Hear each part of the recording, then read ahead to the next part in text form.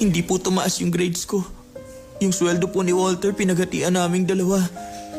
Doon po galing yung pera. Ay, bakit nagsinungaling ka tungkol sa grades mo? Proud pa naman ng papa mo kasi akala niya nag-aaral ka ng mabuti. Sige, mag-sorry ka na lang. Pero Papa, hindi ako yung...